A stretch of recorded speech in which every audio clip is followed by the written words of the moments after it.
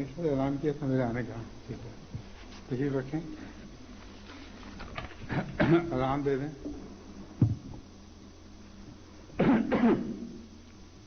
اشهد ان لا اله الا الله وحده لا شريك له واشهد ان محمدا عبده ورسوله. اما بعد فاعوذ بالله من الشيطان الرجيم. بسم الله الرحمن الرحيم. الحمد لله رب العالمين. الحمد لله رب العالمين. الحمد لله رب العالمين. الرحمن الرحيم مالك يوم الدين. إياك نعبد وإياك نستعين. إياك نعبد وإياك نستعين. إياك نعبد وإياك نستعين. اهدنا الصراط المستقيم صراط الذين أنعمت عليهم غير المغضوب عليهم ولا الضالين.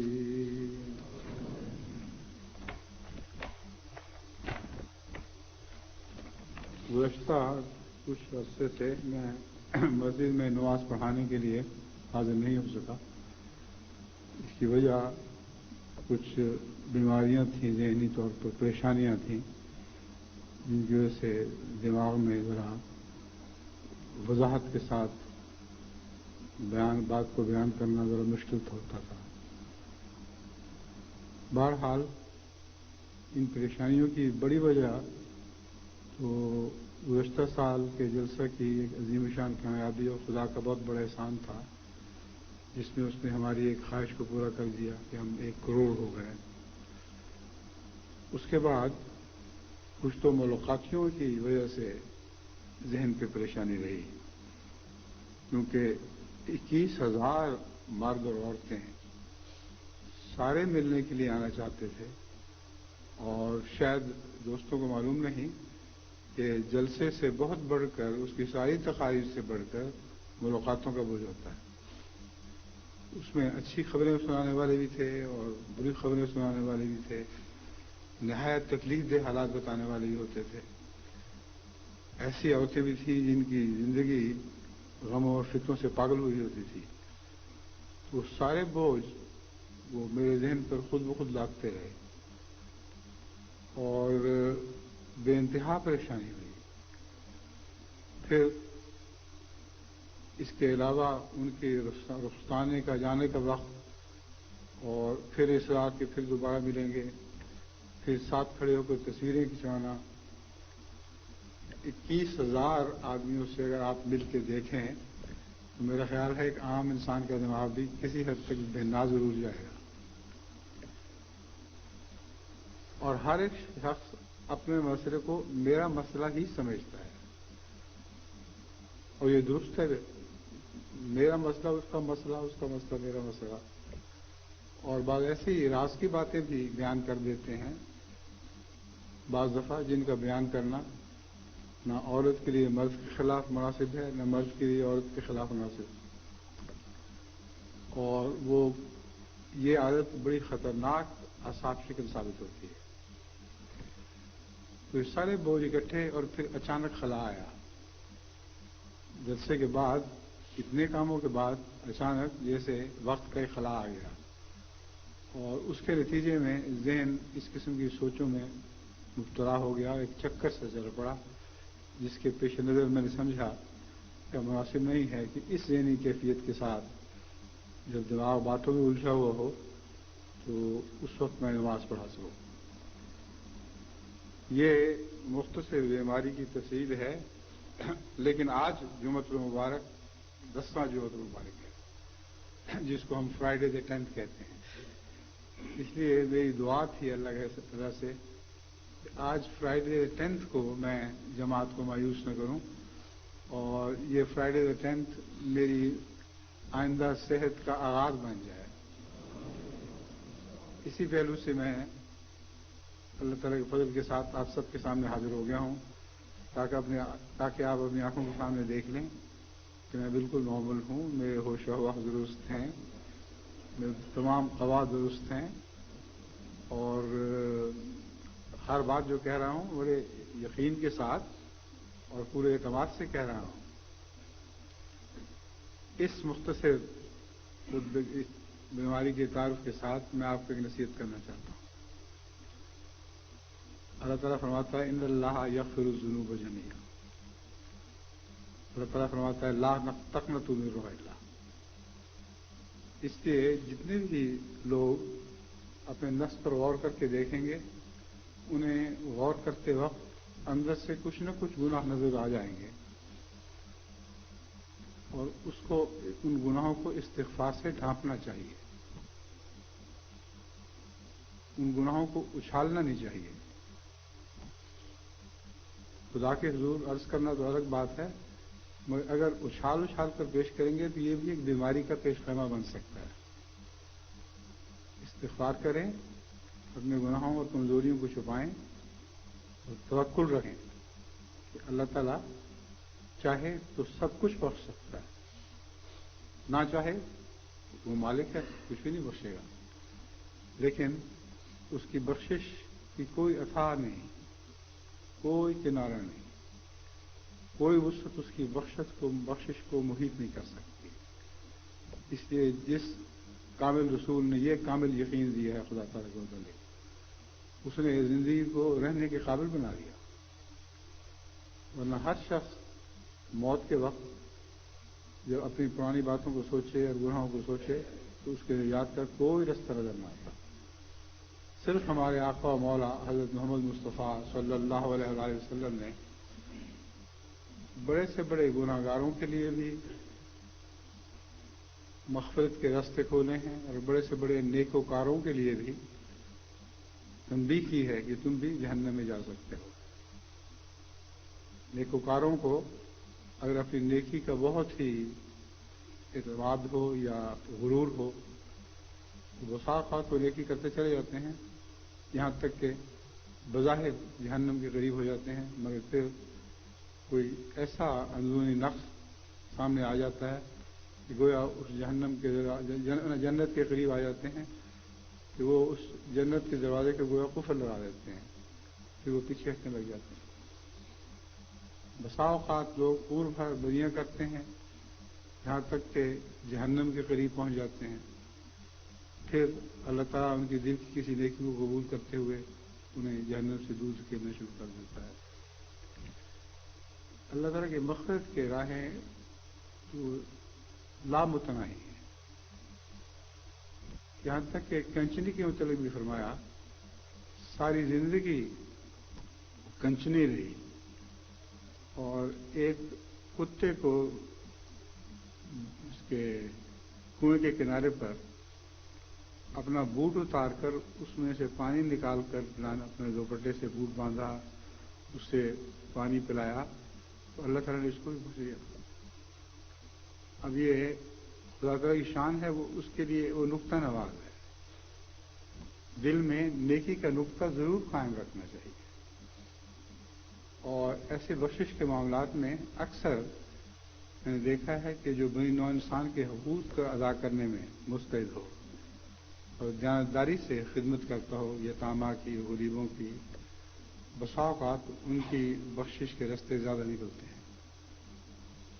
یہ نصیحت آپ بھی بڑی اچھی طرح پلے باندھ لیں. اپنے نفس کی نیکی پر تکبر نہ کریں اور نیک ہوں بھی تو بعید نہیں کہ اندر کوئی بدی کا کیڑا جو تکبر کے راستے میں پایا جاتا ہے, تکبر کے رنگ میں پایا جاتا ہے, وہ بڑھ کر پھیل جائے. تو اللہ سے معاملہ سادہ رکھیں اور میں تو یہ دعا کرتا ہوں کہ کاش مجھے ایمان العجائز عطا ہوا ہوتا. حضرت مسیح علیہ الصلوۃ والسلام نے ایمان العجائز کے متعلق فرمایا ہے کہ ایسا ایمان جس میں ہم بڑی بڑی بوڑھی شریف عورتیں، مرد بوڑھے کمزور سادہ، ان کو مسائل کا کچھ بھی پتہ نہیں، مگر ایمان ہے کہ وہ میخ کی طرح دل میں گڑا ہوا ہوتا ہے، ایک ذرہ بھی شک نہیں ہوتا، ساری زندگی وہ کسی ابتلا میں نہیں ڈالے جاتے۔ میرے نزدیک وہ سب سے خوش نصیب گروہ ہے، تو جب بھی مرتا ہے ہدایت پہ مرتا ہے۔ دوسرے نیک لوگوں میں جو تفکرات کرنے والے ہیں ان کو یہ پریشانی بعض ہلاک ہو جاتی ہے، اور بعض لوگ خدا تعالیٰ کی ہستی کے ازل اور ابد کے چکر میں پڑ جاتے ہیں کہ کیا ہے اور کیسے ممکن ہے۔ مجھ سے بھی ایک سوال جواب کی مجلس میں کسی نے سوال کیا تھا، بچہ تھا، میں نے اس کو سمجھایا کہ ہرگز توبہ کرو، کیونکہ خدا ہے یہ تو اتنی قطعی بات ہے، جس طرح یہ ساری کائنات ہے، میں اور تم ہم کوئی قطعی نہیں، ہم بھی اللہ ہو سکتے ہیں، یہ قطعیت ہے کہ خدا ہے۔ ناممکن ہے کہ اس بات کو وہ ٹال سکے، اللہ تعالیٰ یقینی ہے۔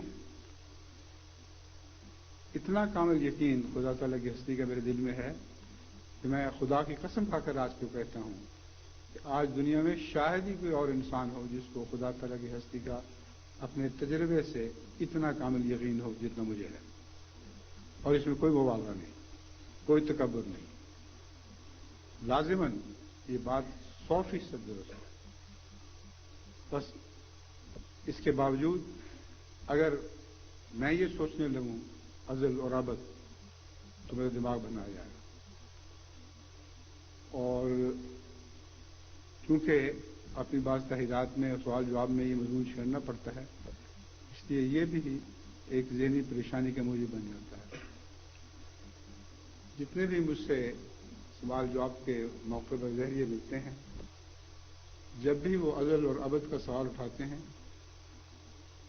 میں ان کو سائنسی جواب تو دیتا ہوں، مگر یہ بتانا ضروری ہے کہ اگر وہ اس جواب کے چکر میں پھنس گئے تو اس سے ان کے ایمان کو ایک دھچکا لگے گا، اور واقعہ یہ ہوگا کہ خدا ہے۔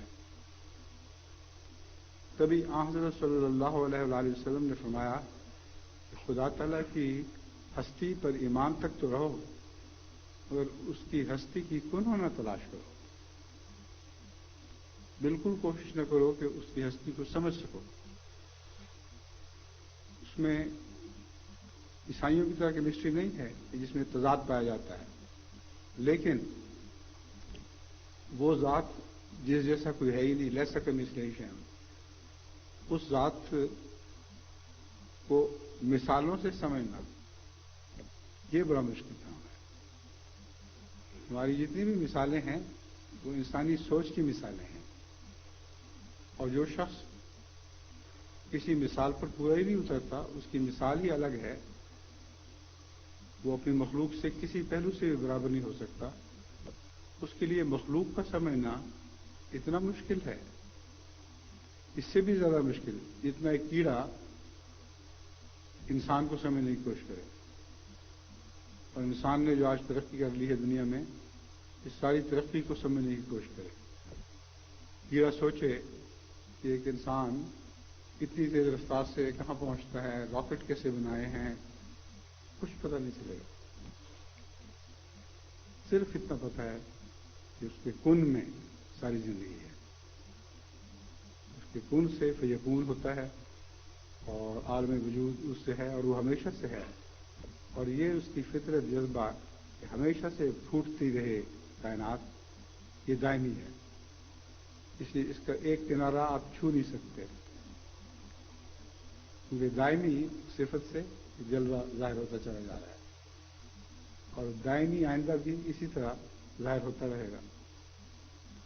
یہ نصیحت میں نے اپنی طرف سے محتاط الفاظ میں کی ہے، کیونکہ یہ بیماری اکثر دانشوروں کو لگتی ہے، اور جماعت میں بھی دانشور ہیں، میں ان کو اتنا نصیحت کرتا ہوں کہ خدا تعالیٰ کے معاملے میں کامل یقین رکھیں، اور یہ ایک ایسا یقین ہے جس میں ادنا بھی شک نہیں۔ میں کتنی دفعہ سمجھاؤں، کس دف سے منادی کروں کہ ہمارا ایک خدا ہے، یہ کائنات ناممکن ہے اس کے بغیر، پکڑتا بھی ہے اور معاف بھی کرتا ہے۔ یہ آج جو مطلب مبارک جو فرائیڈے دی 10th ہے، اس کے لیے میں نے یہ مختصر خطبے کا موضوع چنا ہے۔ اللہ آپ سب کا حامی ناصر ہو۔ میں تو آپ سب کے بارے میں ہمیشہ پریشان رہتا ہوں، بیماری کی حالت میں بھی سب کے لیے دعائیں کرتا ہوں۔ جس حد تک ممکن ہے یتیموں، غریبوں، بیواؤں، مسکینوں کی مدد کے لیے انتظام کرنے کی کوشش کرتا ہوں۔ وہ کچھ سب پیسہ جماعت ہی کا ہے، لیکن وہ پیسہ جو جماعت مجھے دے دیتی ہے اپنے ذاتی طور پر، وہ بھی اب تمام کا تمام میں وہ روا کی خدمت میں لگا دیتا ہوں، تاکہ شاید اسی طرح میری بخشش کا سامان ہو۔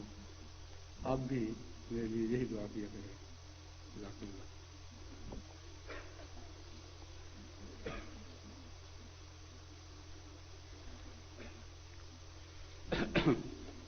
الحمد لله نحمده ونستعينه ونستغفره ونؤمن به ونتوكل عليه ونعوذ بالله من شرور أنفسنا ومن سيئات أعمالنا من يهده الله فلا مضل له ومن يضلل فلا هادي له ونشهد أن لا إله إلا الله ونشهد أن محمدا عبده ورسوله عباد الله رحمكم الله إن الله يأمر بالعدل والإحسان وإيتاء ذي القربى وينهى عن الفحشاء والمنكر والبغي يعظكم لعلكم تذكرون